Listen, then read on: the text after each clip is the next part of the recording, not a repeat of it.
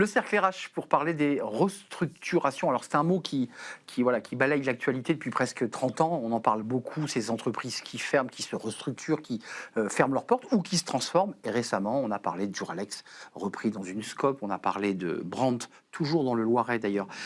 Brandt qui fabrique des fours et qui va peut-être trouver une solution grâce à une scope. On a parlé d'ArcelorMittal dans l'idée d'une nationalisation de l'entreprise. Bref, ce sont des entreprises qui sont bousculées. Et il y a plein d'autres entreprises qui se sont restructurées et qui ont créé des plans sociaux. On en parle avec mes invités, des experts, pour débattre de ce sujet. D'abord, une avocate, Christine Illig-Poudving. Vous êtes avocate en droit social associée cabinet Yarves, oui.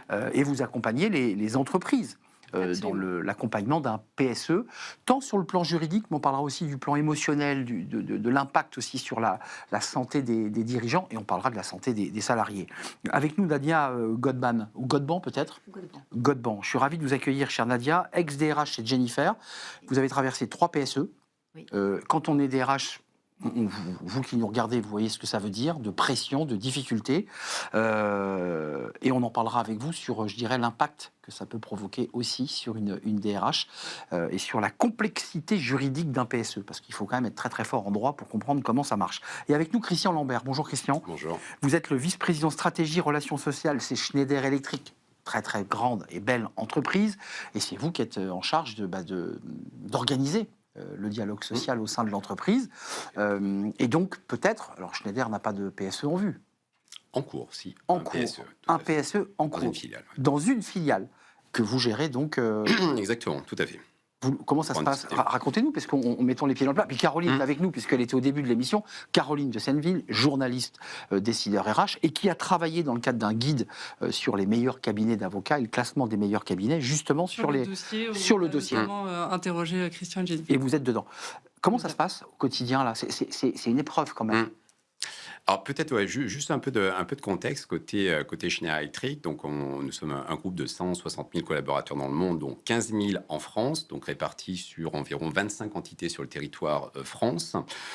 On est passé donc sur environ 30 ans de différentes étapes, donc sur des PSE quasi systématique, c'est-à-dire lorsqu'on devait faire des évolutions d'organisation, c'était l'outil traditionnel à l'époque. Ensuite, on a introduit une nouvelle méthodologie en 2008, donc qui était le recours à ce qu'on appelait à l'époque la GPEC, gestion prévisionnelle des emplois et des compétences, avec différents outils assez imaginatifs. Donc, c'était les premiers départs discutés, négociés avec les partenaires sociaux sur la base du volontariat. On cartographie les salariés, puis ensuite ils sont... Exactement. Voilà. Tout à fait. Et donc là, depuis 8 ans, on a plus donc une GEPP anticipative, c'est-à-dire qu'on va anticiper, donner de la vision sur l'impact de l'évolution de la stratégie et que chacun et chacune puisse travailler notamment sur son employabilité. Donc très en amont pour le coup. Très en amont, exactement. Après, on l'a toujours dit tant vis-à-vis de nos partenaires sociaux qu'en interne, l'ensemble de cette méthodologie n'exclut pas, dans certains cas, c'est ce que je vais vous parler dans quelques secondes, d'un recours au PSE, donc plan de sauvegarde de l'emploi. L'un n'empêchant pas l'autre. Exactement. Donc, il faut vraiment partir du principe que le législateur a mis en place et a donné cette possibilité aux entreprises d'avoir recours à différents outils, que ce soit la GEPP, que ce soit le PSE, que ce soit la rupture conventionnelle collective. Oui. Et là, sur le cas d'espèce donc d'une entité Schneider Electric filiale, donc basée en Ardèche, on a une problématique notamment de fin d'activité annoncée. Et donc là, on a eu recours notamment au lancement d'un plan de sauvegarde de l'emploi en septembre de cette année. Donc nous sommes en cours et le PSE devrait se terminer dans sa négociation avec nos partenaires sociaux en décembre. Et s'il est validé, donc déploiement sur l'année qui suit. Juste un mot, c'est-à-dire que vous réfléchissez quand même à maintenir les salariés dans le groupe, ou pour certains d'entre eux, il n'est pas possible de les maintenir. Alors, c'est le principe. Nous, l'engagement qu'on a pris, donc certes, il y a un engagement, une obligation légale en France, c'est de proposer donc les emplois disponibles. Côté Schneider, on l'a fait, et je viens juste de terminer une négociation avant de venir ici, d'y aller notamment par palier. Déjà, la première des choses, c'est de s'engager pour chaque collaborateur à leur proposer une solution positive de reclassement dans le groupe sur le territoire France. Ce qui implique, dans certains cas, des déménagements, un accompagnement, ce qu'on négocie avec nos partenaires sociaux.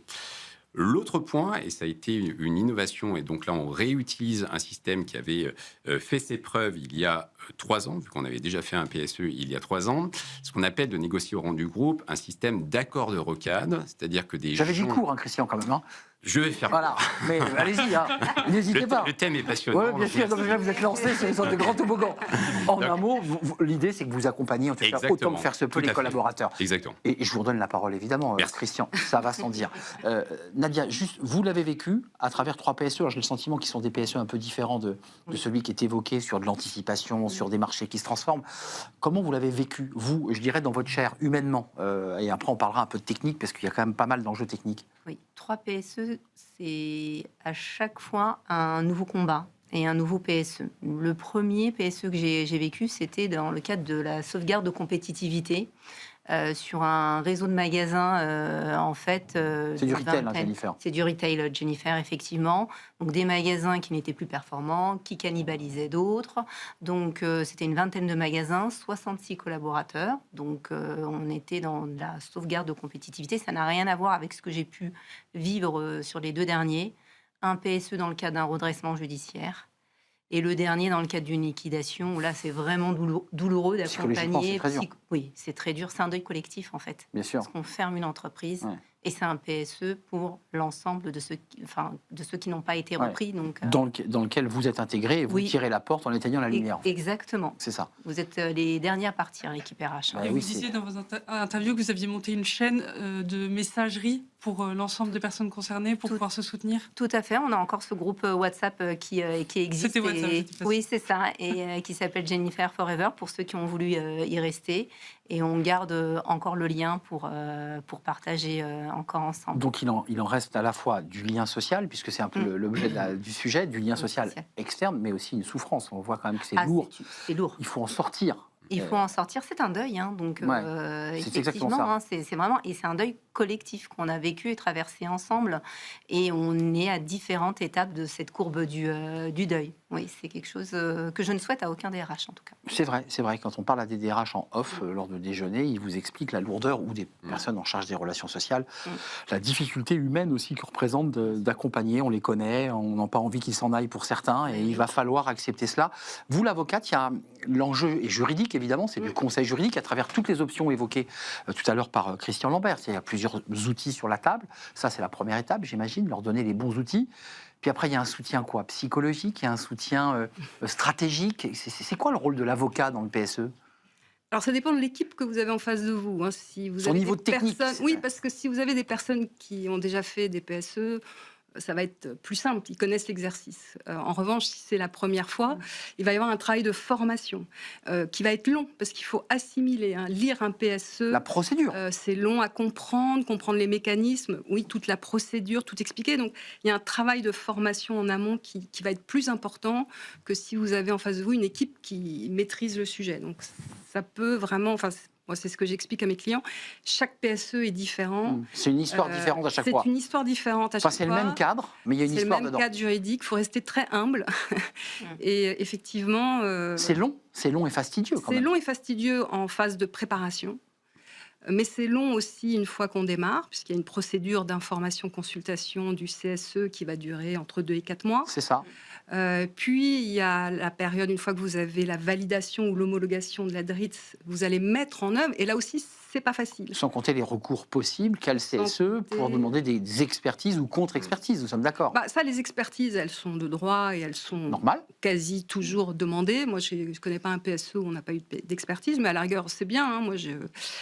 En revanche, après, oui, alors soit c'est un recours devant le tribunal administratif contre le PSE, enfin la décision d'homologation, de validation, soit ensuite des recours individuels devant le Conseil de prud'homme. Ça, c'est encore autre chose. Caroline, vous avez travaillé sur le cas, alors c'est le plus récent, mais il y en a eu d'autres, mais le cas Auchan, retail, très intéressant, parce que là, il y a des enjeux autour des RPS, des préventions en santé mentale, et quand les entreprises ne jouent pas complètement le jeu, ou qu'elles oublient, dans le cas d'Auchan, de signer sur les 5 piliers du groupe. Oui, c'est erreur, ils n'ont pas signé sur l'un des 5, ça retoque. C'est pour ça que le tribunal administratif de Lille a invalidé le PSE en septembre en invoquant le fait que l'ensemble des représentants syndicaux n'a pas été sollicité.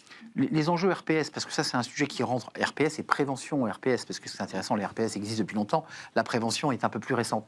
Comment on l'intègre quand on est en charge des relations sociales? Parce qu'avant, un PSE, c'était effectivement, la boîte, il n'y a plus d'activité, on se sépare des collaborateurs et on essaie de les accompagner du mieux que l'on peut pour une sortie correcte, pour faire simple. Là aujourd'hui, il y a une autre donnée, c'est est-ce que vous avez bien pris soin du collab? Est-ce qu'il est impacté psychologiquement? Est-ce qu'il va partir en burn-out? C'est ça le sujet qui est posé. C'est un point relativement récent, avant même l'annonce d'un PSE. C'est-à-dire qu'il faut, c'est ce qu'on fait notamment côté Schneider, donc un certain laps de temps avant, donc où il y a un groupe de travail qui va inclure un certain nombre de personnes, de cabinets également, pour déjà détecter pendant tout le déroulement du PSE, que ce soit sur l'élaboration, sur l'annonce, sur le déploiement de ce PSE, quels vont être les différents impacts, les différents risques et quelles actions nous, Schneider Electric, on va mettre en place. Et parce qu'il faut un plan d'action, c'est bien beau de faire une photo, mais il faut agir. Exactement. Là, on parle des salariés, donc après la question se pose aussi des managers, c'est-à-dire lorsqu'on va dire pour la première fois avant l'annonce officielle aux managers qui vont devoir gérer notamment l'annonce d'un PSE et des déployés. C'est dur pour eux aussi. C'est déjà le premier point. Et ça, il faut déjà prendre soin de nos managers. Ensuite, il y a le jour de l'annonce, c'est-à-dire comment ça se passe. Donc, tout doit être orchestré. Et ensuite, donc, sur les jours qui suivent, et je rejoins de ce qui vient de se dire, on peut tout imaginer, notamment dans la phase de préparation, mais généralement, il y a une grosse partie qui ne se passe pas comme on l'a imaginé. Et c'est là où il faut qu'on soit très agile, flexible, et de toujours travailler dans l'anticipation avec des cabinets extérieurs aussi, qui nous aiguillent sur un certain nombre de points. Dans les PSE successifs, vous avez eu un accompagnement psychologique, c'est-à-dire on détecte un signal faible, on voit un collaborateur qui va mal, on voit une DRH qui s'isole et qu'on voit moins souvent. Comment ça se passe? Nous, on a été accompagnés sur nos 3 PSE par le cabinet Cali Social et dont le dirigeant est Camille Puech. Ils nous ont vraiment accompagnés en amont pour former, sensibiliser les collaborateurs, les managers. On a mis en place une cellule d'écoute psychologique très rapidement, de la présence aussi sur le terrain. Des psychologues sont venus au siège, sont venus à l'entrepôt. Utile? Oui, utile. Vraiment utile. Et on a pu aussi mettre en place des fiches réflexes pour les managers. Vous disiez que les managers, c'est quoi aussi... une sorte de code de la route, de règles, un peu de posture aussi. De posture. Parce que c'est important aussi la posture. De posture et toujours de renvoyer vers la cellule psychologique ou le psychologue ou les RH et de ne pas prendre. Il prend, mais il faut qu'il puisse déposer. Voilà. Parce que quoi qu'il arrive, il prend. Oui, il prend, mais quand il ne sait pas... il renvoie. Il renvoie. Et ça, c'est important. Donc, former les managers. Maître, c'est important, ça quand même. Oui, c'est important, mais c'est pas que ça. L'accompagnement, c'est pas que les risques psychosociaux. Il y a une note à rédiger et c'est très compliqué parce qu'il faut identifier précisément dans les postes qui sont supprimés les tâches qui vont être attribuées à d'autres salariés. Et ça, c'est un travail très fin, très compliqué, parce que ça nécessite de parfaitement bien connaître les postes, quelles sont les tâches qui restent, quelles sont les tâches qui disparaissent, qui les récupère. Donc c'est aussi ce travail-là. C'est pas que le psychologue, la cellule psychologique, c'est aussi ce travail. La charge de travail à transférer. Exactement. Évidemment, oui. Alors quand c'est une fermeture de site, c'est plus simple parce qu'il n'y a rien qui reste. Réglé, mais quand c'est un PSE avec des salariés qui restent, on répartit les tâches. On répartit, et ça c'est un travail très compliqué sur lequel on est challengé. On l'a fait en 2023 lors du redressement, donc effectivement ce qu'on appelle le livre 4. Oui. Et ça, effectivement, il faut travailler effectivement avec l'équipe RH, avec les opérationnels également et les directeurs de département. Mais là aussi, on a été accompagnés, nous aussi, par le cabinet Cali Social sur ce livre 4. Et c'est vrai que ça demande du temps et de la connaissance. Et de la connaissance. Et cette connaissance, il faut qu'elle soit accessible, puisque c'est encore confidentiel au moment où on rédige ce livre 4. Donc, c'est pas toujours facile d'avoir l'information. Juste en préparant l'émission, au-delà de l'aspect très quotidien, c'est ce que vous vivez dans votre quotidien professionnel ou ce que vous avez vécu, la réalité du livre 4, cette procédure, les documents envoyés, tout ce qu'on doit faire d'une manière légale. J'ai lu des papiers très intéressants et dont certains viennent d'avocats ou d'experts qui disent mais notre modèle français, il est complètement grippé par une forme de technostructure très lourde, avec des livres, des documents. Il faudrait qu'on soit sur un modèle beaucoup plus souple, parce qu'en fait, les restructurations étouffent les investissements. En un mot, c'est tellement lourd à gérer qu'on tue les entreprises d'une manière indirecte. Alors, évidemment, c'est un débat politique qu'on pose sur la table. C'est lourd en amont, mais pas nécessairement après. Et moi, j'ai fait déjà des réorganisations dans plusieurs pays. On était le mauvais élève dans la période de préparation, parce que nous, voilà, voyez, en amont. Mais en revanche, on a terminé plus vite que d'autres pays. Parce que c'était plus fluide après. Après, c'était plus fluide. Alors, voilà, c'était il y a quelques années. Mais voilà, chaque pays a ses contraintes en Europe. Non, mais vous en pensez quoi? Parce que vous le dites, hein, vous l'avez dit au début de l'émission, la boîte est tellement grande qu'assez régulièrement, en fonction d'activités, de pans d'activités qui disparaissent, vous êtes en permanence dans des transfos. Ouais. Est-ce qu'on est assez souple ou pas? Parce que quand je vois Microsoft qui fait rentrer, qui fait sortir, peut-être mauvais exemple, ou Amazon, vous allez me dire, oh là là, mais vous vous rendez compte de ce que vous dites? Ça rentre, ça sort, c'est-à-dire un modèle plus anglo-saxon, plus américain, où l'emploi est plus fluide. Est-ce qu'on n'est pas en train de se tirer une balle dans le pied? Oui et non. Après, il faut repartir du principe de ce qui a été dit en début là, de discussion. Le PSE, ça doit rester l'exception. En France, que ce soit donc avec les ordonnances Macron, on a introduit un certain nombre d'outils. Avant, donc, il y avait eu aussi une réforme des licenciements pour motifs économiques. Oui. Aujourd'hui et à date, en France, on a un certain nombre d'outils que, avant d'arriver au PSE, qui est lourd, qui prend du temps, c'est un investissement également financier. Il y a autre chose dans la boîte à outils. Il y a autre chose avant qui est beaucoup plus flexible, que ce soit la RCC, rupture conventionnelle collective, que ce soit la GEPP. Et là, nous poser la question, quel est le plus facile? Après, ça va dépendre du dialogue social, mais... Certes, aujourd'hui, il est plus facile de discuter et de négocier une GEPP avec un dialogue social qui tourne bien dans l'entreprise que de passer par le PSE, qui est rythmé par l'administration, qui est rythmé par un certain nombre de choses. Oui, il s'appelle Olivier Coste, je voudrais quand même citer la source. Il dit en Europe, les coûts de restructuration étouffent l'investissement dans l'innovation de rupture, qui est là, qui adresse directement Schneider, qui est une entreprise qui est un leader mondial sur notamment l'énergie. Et il dit là où l'échec est fréquent, c'est-à-dire qu'il y a quand même cette espèce d'enjeu de... On fige un peu, on bloque au lieu de fluidifier et donc de permettre le flux d'investissement. Caroline, est-ce que vous voulez compléter Peut-être que vous avez évoqué en introduction sur le modèle de la SCOP. Dans le dossier, on a interviewé aussi François Marciano de Duralex, qui est sorti d'une belle période de tourmente. Et en septembre 2024, les salariés ont repris l'entreprise grâce à ce dispositif pour construire le projet.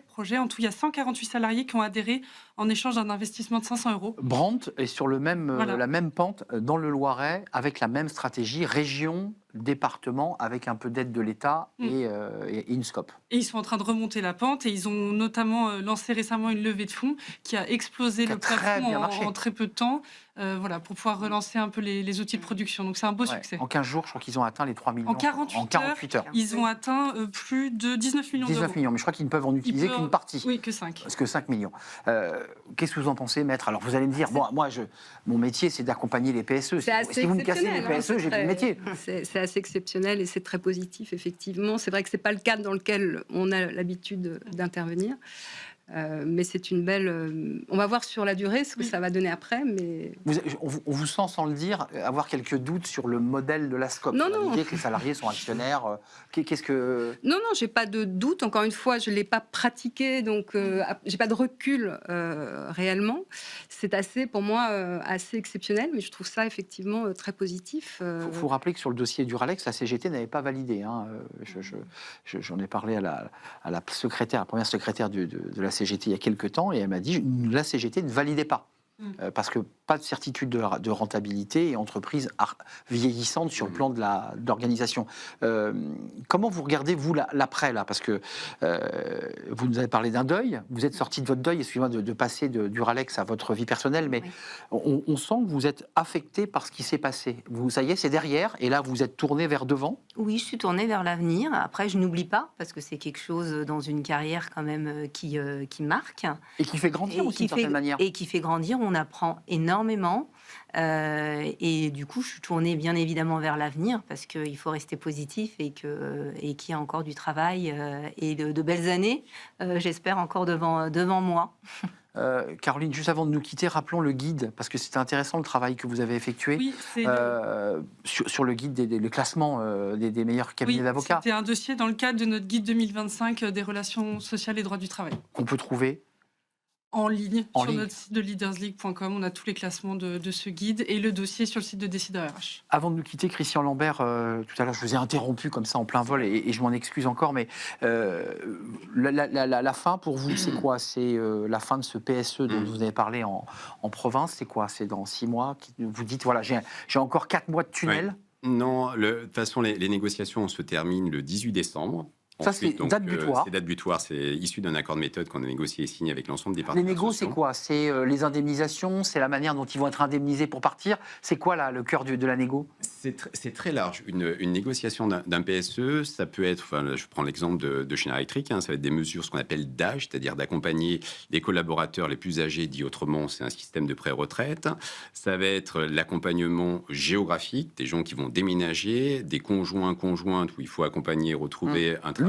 Encore l'humain. Ah oui. C'est des coûts de la vie différents. Et le troisième palier, ça va être l'accompagnement en externe pour les gens qui ne retrouvent pas de travail. Le sujet du début. C'est un plaisir de partager ce débat avec vous. Sujet essentiel parce qu'il n'est pas que technique. On le voit, il est quand même éminemment humain, tourné autour de l'accompagnement des humains. Merci à vous, Christine Illig-Poudving, d'être venue nous rendre visite. Avocate en droit social associée cabinet. On vous retrouve d'ailleurs dans le dossier réalisé par les équipes de Caroline de Senneville. Merci à Christian Lambert, VP Schneider Electric, en charge des relations sociales et donc de ce PSE dont vous nous avez parlé longuement. Merci à Nadia Dogban, vous êtes ex-DRH Jennifer et vous êtes aujourd'hui à la recherche d'un emploi de DRH. Et donc voilà, n'hésitez pas à réagir.